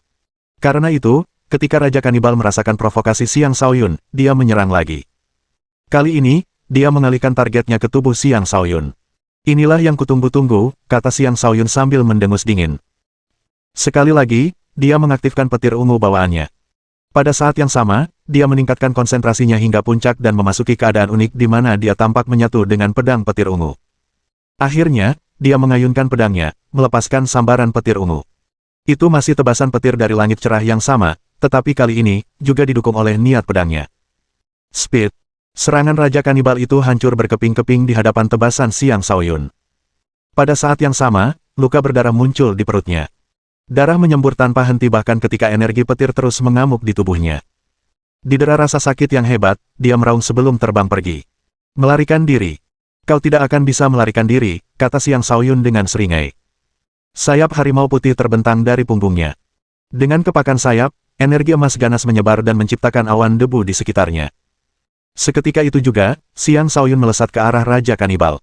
Kecepatan terbangnya cukup cepat untuk mengejar Raja Kanibal dalam sekejap mata. Raja Kanibal sudah terluka parah dan hanya bisa terbang perlahan. Kemampuan Xiang Shaoyun untuk terbang adalah sesuatu yang tidak pernah ia duga. Melihat Xiang Shaoyun yang mendekat, ia meraung dan mulai mengayunkan tongkatnya dengan ganas ke arah Xiang Shaoyun. Sambil mengepakkan sayapnya, Xiang Shaoyun menghindari serangan dan melepaskan tebasan lain dalam mode kesatuan manusia pedang. Setelah beberapa tebasan, Raja Kanibal mulai jatuh dari langit, tampak seperti dia tidak lagi mampu melawan. Xiang Shaoyun hendak memberikan pukulan terakhir ketika dia tiba-tiba berhenti. Daripada membunuhmu, lebih baik aku menjadikanmu pembantuku, kata Xiang Shaoyun. Setelah mengambil keputusan, ia mulai melafalkan kutukan jiwa naga neter. Banyak simbol kuno mulai melayang di udara sementara ikat kepala jiwa naga neter muncul sekali lagi. Ikat kepala itu berubah bentuk menjadi naga dan melilit kepala Raja Kanibal. Raja Kanibal sudah terluka parah dan benar-benar tak berdaya. Dengan demikian, ikat kepala jiwa naga neter berhasil mengunci dirinya di kepalanya. Mengaum, mengaum. Raja Kanibal itu mulai meraung-raung dengan gila, tetapi semakin dia berjuang, semakin parah lukanya. Meskipun para kanibal memiliki kekuatan fisik yang menakutkan, jiwa mereka relatif lebih lemah. Setelah jiwanya diserang oleh kutukan jiwa naga neter milik Xiang Shaoyun, sebuah bekas luka dengan cepat tertinggal. Begitu saja, kutukan jiwa naga neter yang terbentuk dari kekuatan jiwa Xiang Shaoyun tertinggal di kepala Raja Kanibal itu. Adapun kutukan jiwa naga neter yang asli, kutukan itu dipanggil kembali ke kepala Xiang Shaoyun saat Xiang Shaoyun terus mengucapkan kutukan untuk menyelesaikan proses menundukkan Raja Kanibal. Bab 268. Setiap spesies memiliki kelebihan dan kekurangan masing-masing. Bagi para kanibal, mereka memiliki fisik yang kuat dan energi brutal yang membuat mereka sangat tangguh. Namun kelemahan mereka juga cukup jelas. Mereka berpikiran sederhana, dan jiwa mereka pada dasarnya lemah. Karena itu, Xiang Shaoyun tidak membutuhkan waktu lama untuk mendapatkan kendali penuh atas Raja Kanibal. Kendali ini sama sekali berbeda dari jenis kendali yang pernah ia terapkan pada Long Hui. Seluruh jiwa dan kesadaran Raja Kanibal ini telah sepenuhnya dikuasai oleh Xiang Shaoyun. Lagi pula, jiwa Raja Kanibal ini terlalu lemah dan tidak mampu menahan kutukan jiwa naga neter, yang mengakibatkan kekalahannya total. Dengan demikian, baik jiwa maupun kesadaran sepenuhnya berada di bawah kendali Xiang Shaoyun. Xiang Shaoyun kemudian mengetahui bahwa nama Raja Kanibal itu adalah Xiong Bao. Ia memiliki status yang cukup tinggi di antara para kanibal karena ia adalah putra dari kepala keluarga mereka. Bagus, ini akan membuat segalanya jauh lebih mudah. Xiang Shaoyun sangat gembira ketika mengetahui identitas Xiong Bao. Dia mengeluarkan obat spiritual dan memberikannya kepada Xiong Bao sebelum mengoleskan sisanya ke luka luar Xiong Bao. Dia tidak melakukan semua ini hanya untuk mendapatkan boneka baru. Sebaliknya, dia membutuhkan Xiong Bao untuk hal lain. Tak lama kemudian, satu hari berlalu. Xiong Bao telah pulih secara signifikan. Harus diakui bahwa para kanibal memang memiliki fisik yang luar biasa. Xiang Shaoyun tak lagi membuang waktu dan memanggil Xiong Bao sebelum kembali ke tambang kristal spiritual. Sebelumnya, ketika para kanibal tiba, hanya Xiong Bao yang pergi menyusul Xiang Shaoyun. Kanibal lainnya masih berada di tambang untuk bekerja. Pergi dan beritahu mereka untuk meningkatkan kecepatan penambangan, perintah Xiang Shaoyun melalui transmisi pikiran. Seluruh jiwa Xiong Bao sudah berada di bawah kendali Xiang Shaoyun. Karena itu, tidak seperti Long Hui, dia bahkan tidak bisa berpikir untuk melawan. Dia hanya mengangguk patuh sebelum menuju ke tambang kristal spiritual. Xiang Shaoyun masih dapat merasakan kehadiran Xiong Bao dengan jelas meskipun jarak di antara mereka cukup jauh. Dia tidak mengerti bahasa kanibal itu, tetapi dari getaran jiwa Xiong Bao, dia mengerti apa yang sedang dikatakan. Xiong Bao memang melakukan apa yang diperintahkan. Dengan kerja gratis, sekarang aku bisa beristirahat dengan nyaman, gumam Xiang Shaoyun dengan nakal. Kemudian dia duduk dan mulai bermeditasi. Di alam jiwa bawahnya, adegan pertempurannya dengan Raja Kanibal terputar ulang berulang kali. Setelah setiap pertempuran, dia akan meninjaunya kembali untuk mencari kekurangan dirinya sendiri. Dengan cara itulah dia dapat meningkatkan pengalaman tempurnya, dan itu akan sangat membantunya ketika menghadapi lawan di masa depan. Setelah menganalisis sepenuhnya pertarungannya dengan Raja Kanibal, menemukan kelemahan kanibal lain yang mungkin akan dihadapinya nanti juga akan lebih mudah. 2 hari pun berlalu. Berkat kerja keras puluhan kanibal, tambang kristal roh itu benar-benar kosong. Setelah penambangan selesai, Xiang Shaoyun memerintahkan Xiong Bao untuk mengusir semua kanibal. Para kanibal tidak pernah membantah Xiong Bao, dan mereka semua pergi dengan patuh. Selanjutnya, Xiang Shaoyun bergegas masuk ke dalam gua. Ia disambut dengan tumpukan kristal roh murni, perasaan sukacita yang luar biasa meluap dari dirinya. Haha, hebat. Luar biasa. Xiang Shaoyun tertawa terbahak-bahak dan mulai menyimpan kristal-kristal spiritual itu. Lautan kosmos astral miliknya saat ini cukup besar untuk menyimpan semua kristal roh tersebut. Setelah menyimpan semuanya, ia mendapati bahwa sebagian besar lautan kosmos astral telah terisi. Perkiraan kasarnya menyimpulkan bahwa kristal roh tersebut telah menempati setidaknya ruang seluas 30 meter persegi.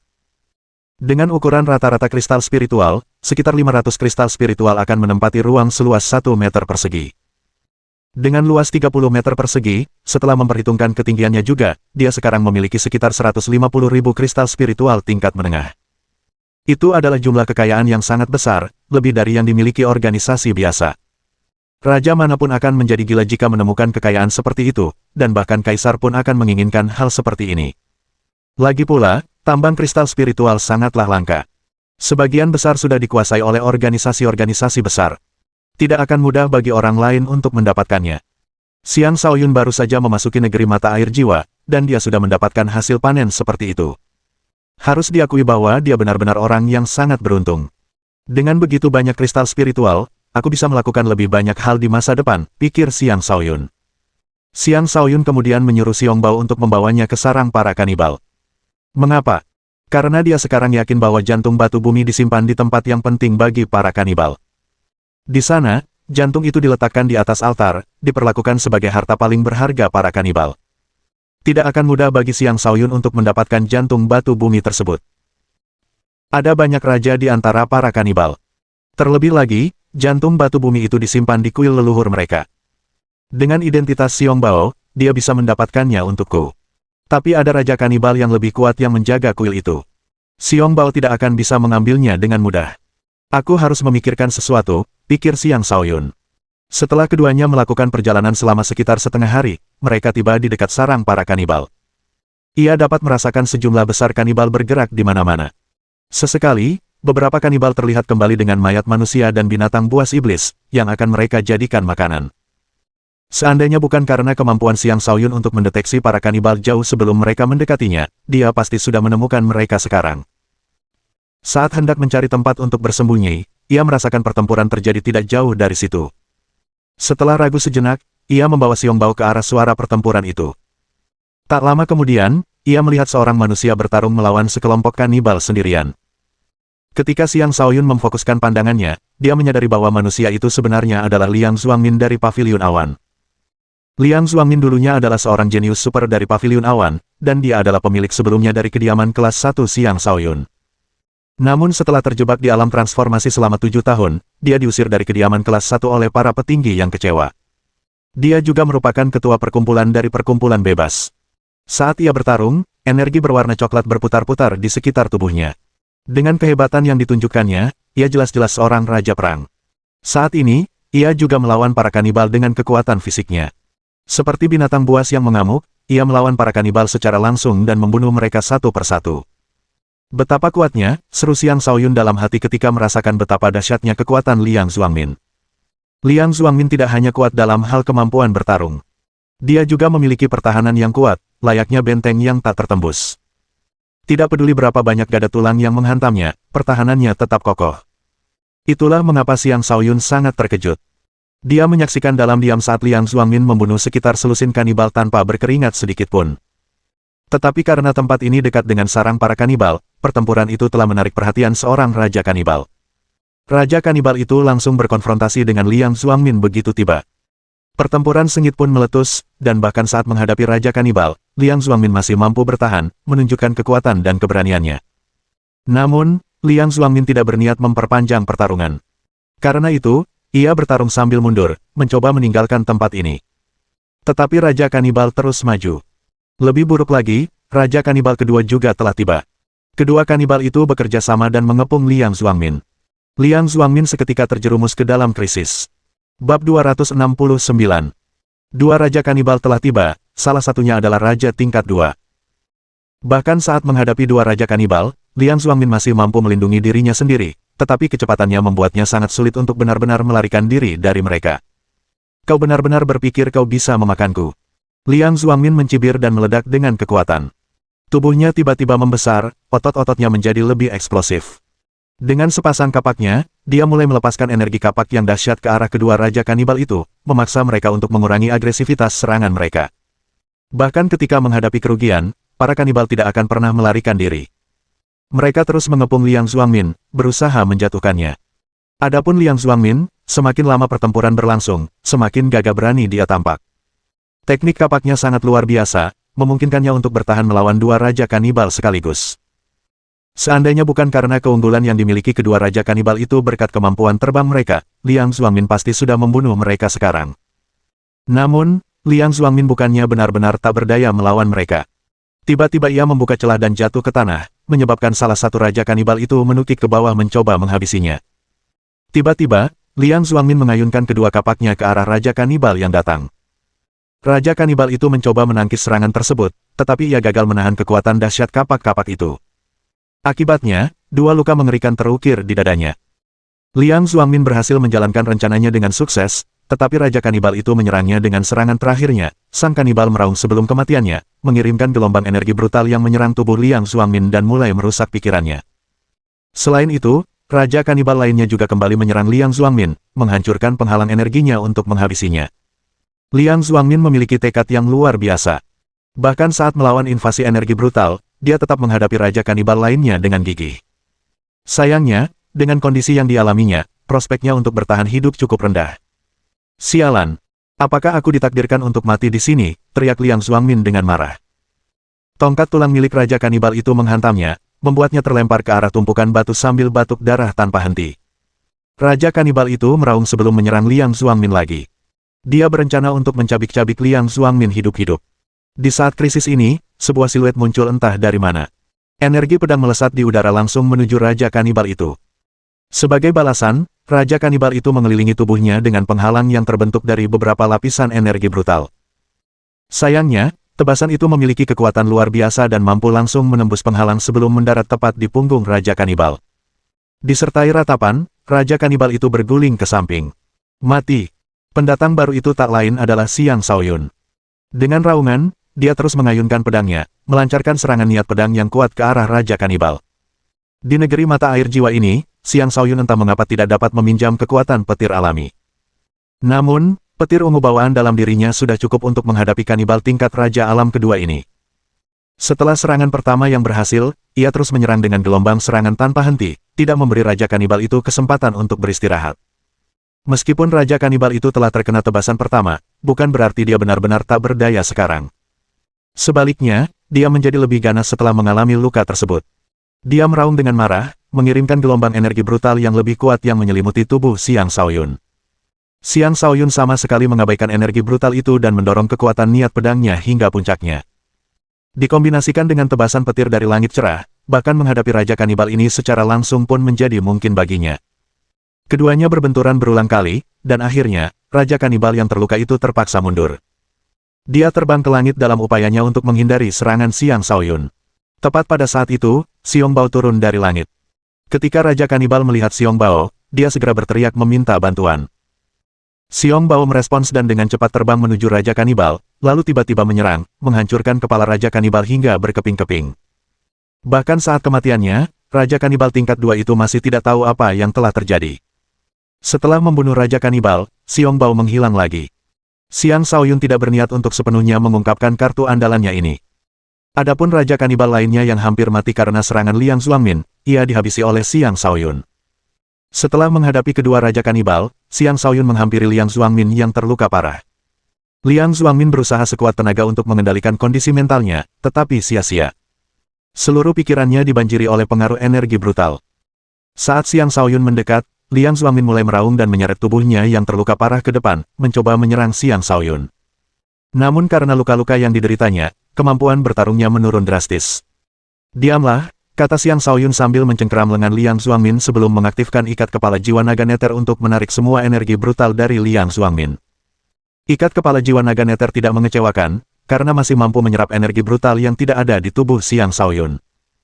Setelah energi brutal dibersihkan dari Liang Zuangmin, kejernihan di matanya kembali saat dia menatap Xiang Shaoyun dengan rasa terima kasih di wajahnya. Xiang Shaoyun berbicara sebelum Liang Xuangmin sempat berkata apapun, kau terluka parah. Sembuhkan dulu kesehatanmu. Kita akan bicara nanti. Liang Xuangmin mengangguk sebelum mengeluarkan pil penyembuhan dan sebatang obat spiritual untuk menyembuhkan dirinya sendiri. Dia memasuki meditasi tepat di tempatnya berada. Karena Xiang Shaoyun sudah membantu, dia memutuskan untuk menyelesaikan pekerjaan itu dan berdiri di sana sebagai penjaga. Untuk alasan yang bahkan tidak diketahui oleh Xiang Shaoyun sendiri, dia telah membantu Liang Xuangmin ini. Mungkin dia hanya merasa menyesal karena telah mengambil alih perkebunan kelas 1. Dia juga memerintahkan Xiong Bao untuk menghentikan para kanibal lain yang menuju ke arah ini sebelum menyuruhnya kembali ke sarang juga. Xiang Shaoyun akan menunggu waktu yang tepat sebelum menyerang jantung batu bumi itu. Liang Xuangmin sangat menyadari bahwa tidak bijaksana untuk berlama-lama di sini. Karena itu, setelah sedikit pulih, dia menghentikan meditasinya dan berkata, aku tidak menyangka kau akan benar-benar membantuku. Hehe, ya, aku orang baik, kata Xiang Shaoyun. Apapun yang terjadi, aku harus berterima kasih padamu, kata Liang Xuangmin. Aku pasti akan membalas budimu. Tidak perlu begitu. Aku akan cukup senang jika kau tidak menyimpan dendam padaku karena telah merebut hartamu, kata Xiang Shaoyun sambil melambaikan tangannya. Haha, apa kau pikir aku, Liang Xuangmin, akan menyimpan dendam untuk hal sepele seperti itu, kata Liang Xuangmin. Meskipun memang memalukan bagiku, bukan berarti aku tidak pernah memalukan selama bertahun-tahun ini. Kau mungkin sudah pernah mendengar tentangku, kan? Sebuah tanah milik biasa tidak ada apa-apanya dibandingkan dengan prospek memasuki alam langit. Saat Liang Xuangmin berbicara, ekspresi tak berdaya terpancar di wajahnya. Rupanya, dia sendiri pun tidak menyangka akan terjebak di alam transformasi selama bertahun-tahun. Dengan bakatmu, memasuki alam Sky Soar seharusnya tidak sulit sama sekali. Lalu, mengapa kau terjebak di sana? Tanya Xiang Shaoyun dengan penasaran. Ya, seharusnya mudah. Tapi terkadang, keadaan akan berbalik melawan apa yang diharapkan, kata Liang Xuangmin dengan ekspresi sedih. Dari ekspresinya, sepertinya dia sedang mengalami masalah yang sulit untuk diceritakan. Sebaiknya kita tinggalkan tempat ini dulu. Ini adalah wilayah para kanibal. Mereka bisa menemukan kita terlalu mudah di sini, saran Xiang Shaoyun. Bab 270. Liang Xuangmin mengikuti saran Xiang Shaoyun karena ia juga menyadari bahwa para kanibal terlalu dekat dan mengancam. Rencana awal Xiang Shaoyun hanyalah membawa Liang Xuangmin ke tempat acak di mana mereka bisa beristirahat. Tetapi Liang Xuangmin menawarkan diri untuk memimpin jalan karena ia tampaknya tahu tempat persembunyian yang bagus. Hal itu membuat Xiang Shaoyun penasaran, jadi dia mengikuti tanpa banyak bertanya. Tak lama kemudian, Liang Xuangmin tiba bersama Xiang Shaoyun di tempat yang tidak mencolok. Setelah mendorong sebuah batu besar ke samping, sebuah gua kecil pun terlihat. Aku akan beristirahat di gua ini. Jika kau tidak ada kegiatan sekarang, kau boleh bersembunyi di sini sebentar juga. Tidak akan ada yang menemukan kita di sini, kata Liang Xuangmin. Xiang Shaoyun tidak ragu-ragu dan langsung melangkah masuk ke dalam gua. Liang Xuangmin juga masuk sebelum kembali menghalangi pintu masuk dengan batu besar. Gua itu tenggelam dalam kegelapan, tetapi Xiang Shaoyun masih dapat melihat semuanya dengan jelas berkat sepasang matanya yang unik. Adapun Liang Xuangmin, ia duduk dan mengeluarkan mutiara berkilauan yang menyebabkan kegelapan surut. Baru saat itulah Xiang Shaoyun menyadari bahwa Liang Xuangmin sangat pucat. Jelas, istirahat singkat sebelumnya jauh dari cukup untuk memulihkannya. Fokuslah pada pemulihan, kata Xiang Shaoyun. Oke, kita ngobrol nanti, kata Liang Xuangmin. Kemudian dia mulai fokus pada pemulihan. Dalam hati, Xiang Shaoyun berpikir, orang ini sungguh mempercayai saya. Namun ketika dipikir-pikir, bagaimanapun juga dialah orang yang telah menyelamatkan Liang Xuangmin sebelumnya. Karena itu, dapat dimengerti bahwa Liang Xuangmin percaya Xiang Shaoyun tidak akan menyakitinya. Karena itu, tidak ada gunanya terus-menerus waspada terhadap penyelamatnya. Xiang Shaoyun mulai memikirkan langkah selanjutnya. Pada saat yang sama, dia juga mulai bertanya-tanya alasan Liang Xuangmin muncul di sini. Lagi pula, sebagian besar manusia berada di sini untuk mencari mata air jiwa. Sangat sedikit orang yang benar-benar datang ke wilayah para kanibal. Ia menduga bahwa Liang Xuangmin kemungkinan besar berada di sini karena alasan yang sama dengannya, untuk mencari jantung batu bumi. Lagi pula, Liang Xuangmin mengolah kekuatan bumi. Jantung batu bumi akan sangat membantunya dan bahkan dapat membantunya memasuki alam langit. Setengah hari kemudian, Liang Xuangmin akhirnya terbangun dari meditasinya. Kondisinya jauh lebih baik sekarang. Xiang Shaoyun, apakah kau juga datang untuk mengambil jantung batu bumi? Tanya Liang Xuangmin. Xiang Shaoyun terdiam kaget mendengar pertanyaan tiba-tiba itu sebelum akhirnya mengakui, ya, saya di sini untuk mencari jantung batu bumi. Anda juga di sini karena alasan yang sama, kan? Sepertinya kita memiliki tujuan yang sama. Mengapa kita tidak bekerja sama, saran Liang Zuangmin. Bekerja sama? Apa kau tidak takut akulah yang akan mendapatkan jantung batu bumi? Tanya Xiang Shaoyun dengan heran. Haha, karena aku berani mengusulkan kemitraan, tentu saja aku tidak takut. Kita bisa bertarung sendiri setelah mendapatkan jantung batu bumi. Pemenangnya saja yang akan menang, kata Liang Zuangmin dengan berani. Sikap gagah berani Liang Zuangmin memberi Xiang Shaoyun kesan yang sangat baik. Xiang Shaoyun mengangguk dan berkata, baiklah. Karena kakak Liang begitu percaya diri, mari kita bekerja sama. Namun, ada banyak raja di antara para kanibal. Berapa peluang kita untuk berhasil karena hanya ada kita berdua? Ya, itu memang cukup rumit. Tapi bukan berarti kita benar-benar tidak berdaya. Kita hanya perlu mengambil beberapa risiko, kata Liang Zuangmin. Rencana apa yang kau pikirkan? Tanya Xiang Shaoyun. Liang Zuangmin menghela napas dan berkata, saya pernah datang ke sini 10 tahun yang lalu, jadi saya tahu ada terowongan rahasia yang menuju ke kuil leluhur para kanibal di dekat sini, di mana mereka menyimpan jantung batu bumi. Apa? Kau pernah ke sini 10 tahun yang lalu? Seru Xiang Shaoyun dengan heran. Itu bukan hal yang mengejutkan. Dulu aku seumuranmu, dan itu pertama kalinya aku di sini. Aku sombong dan angkuh, datang untuk mengambil jantung batu bumi bersama sekelompok saudara seperguruan.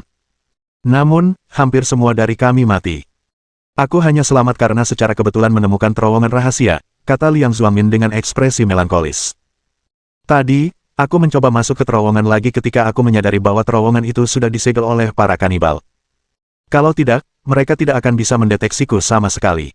Hah, karena sudah disegel, apa gunanya? Tanya Xiang Shaoyun. Kotak itu disegel, tetapi kita bisa membukanya lagi. Itulah mengapa aku membutuhkan bantuanmu, kata Liang Zuangmin terus terang. Maksudmu kita bisa membuka terowongan itu lagi dan menggunakannya untuk mendekati kuil leluhur dan merebut jantung batu bumi dari para kanibal. Tapi kemungkinan besar ada raja-raja kanibal yang kuat yang juga menjaga tempat itu. Apakah kita berdua cukup untuk mendapatkan jantung batu bumi itu? Tanya Xiang Shaoyun. Dengan senyum pasrah, Liang Zuangmin menjawab, aku tahu ini akan menjadi tugas yang sulit, tetapi aku tidak punya pilihan lain. Jika kau tidak mau pergi, aku tetap akan pergi sendirian. Xiang Shaoyun dapat merasakan keteguhan hati Liang Zuangmin. Pria itu bertekad untuk mencoba bahkan dengan mengorbankan nyawanya sendiri. Xiang Shaoyun tersenyum dan berkata, karena kakak Liang sudah memutuskan untuk memberikan yang terbaik, aku juga akan ikut bermain. Kau yakin? Tanya Liang Zuangmin. Ia heran Xiang Shaoyun masih setuju meskipun mengetahui bahaya yang terlibat. Tentu saja. Awalnya aku di sini untuk mendapatkan jantung batu bumi. Bagaimana mungkin aku menyerah begitu saja? Xiang Shaoyun memberikan jawaban tegas. Bagus. Jangan menunggu lagi, kita langsung pergi sekarang, kata Liang Zuangmin dengan tidak sabar. Tidak, kita tidak bisa terburu-buru dalam hal seperti ini. Kamu masih terluka parah. Kamu perlu pulih sepenuhnya terlebih dahulu. Melanjutkan dalam kondisi seperti ini sama saja dengan bunuh diri, kata Xiang Shaoyun. Tapi aku khawatir aku butuh 2 atau 3 hari untuk pulih hingga mencapai kondisi puncak, kata Liang Zuangmin sambil menghela napas. Itu tidak penting. Kita punya waktu sebulan di sini, ingat. Apa artinya 2 atau 3 hari? Xiang Shaoyun menenangkannya. Jika kakak Liang mempercayai saya, beritahu saya di mana terowongan itu berada. Saya akan membukanya kembali. Setelah kekuatanmu kembali optimal, kita bisa langsung pergi ke sarang kanibal. Liang Zuangmin menyipitkan matanya dan mengamati Xiang Shaoyun sejenak sebelum berkata, baiklah. Akan kukatakan padamu. Keduanya kemudian meninggalkan gua. Liang Zuangmin menunjuk ke arah tertentu, memberitahu Xiang Shaoyun di mana terowongan itu berada. Melihat ke arah tersebut, Xiang Shaoyun menyadari bahwa terowongan itu terletak dekat dengan tempat dia menyelamatkan Liang Zuangmin sebelumnya. Rupanya, Liang Zuangmin telah mencoba masuk ke terowongan itu sebelum ditemukan oleh para kanibal. Baiklah. Fokuslah pada pemulihan. Aku akan membuka kembali terowongan sesegera mungkin, kata Xiang Shaoyun sebelum bergegas pergi. Melihat Xiang Shaoyun yang hendak pergi, Liang Zuangmin berpikir dalam hati, semoga kau tidak mengecewakanku. Kemudian ia memasuki gua dan melanjutkan pemulihannya. Kali ini, ia memasuki meditasi yang lebih dalam, sepenuhnya fokus pada penyembuhan dirinya sendiri. Energi yang berputar di sekitarnya kali ini jauh lebih kuat daripada sebelumnya, meningkatkan kecepatan pemulihannya. Tampaknya, meskipun ia terlihat sederhana dan jujur, ia tetap tahu untuk menyembunyikan sebagian kekuatan sebenarnya. Mohon dukungan dari omom ante-ante sekalian, buat subscribe atau sharekan novel Mimin ke Facebook kalian, agar channel Mimin bisa terus berkembang. Dengan begitu, Mimin bisa lebih semangat untuk up novel seru lain ke depannya. Buat teman-teman yang sudah subscribe dan sharekan novel Mimin, Mimin ucapkan terima kasih sebanyak-banyaknya. Sekiranya teman-teman menghadapi masalah video diputar dalam bahasa Inggris, coba tukar kepada bahasa Indonesia original melalui cara ini. Semasa mendengarkan, pencet tombol setting di atas kanan video, pilih audio track dan tukar bahasa.